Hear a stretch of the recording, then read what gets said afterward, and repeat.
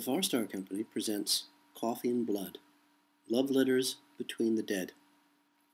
Volume 1, The Dead Have Needs Too. Chapter 1, Olia. I am not much to look at. I've never accomplished anything that anyone would really notice. I show up for work on time. I do my job, and then I go home. On particularly wild days, I will actually stop at the market and buy a chicken, maybe even a potato. Beyond that, I make no impact on the world around me. Beyond being exceptionally dull, I am also invisible. I can walk down any street in any city, and people look right through me. Just for fun or desperation, I will on occasion step into traffic to see if anyone will actually notice. When backed into this kind of corner, your average driver will be forced to actually admit that I exist in their world and slam on their brakes. I find this disappointing as I figure if I die, I can go and see St. Peter and say, "Hey, not my fault.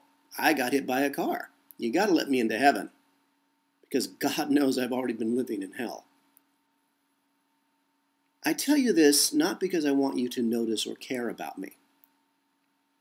I tell you this because you need to understand how remarkable it was for me, a nobody, a nothing, to find a letter tucked under my coffee cup at my table at my favorite outdoor cafe.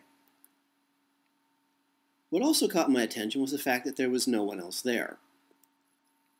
I'd gotten my coffee, added extra sugar, because they never do it right, grabbed a few extra napkins. Okay, I'm invisible and sloppy, which actually works out well for me as I drool down my front, and carried myself, my coffee, my extra sugar, and my emergency napkins to the table outside in the corner under the canopy where I pretend to be important and consult today's copy of the Financial Times.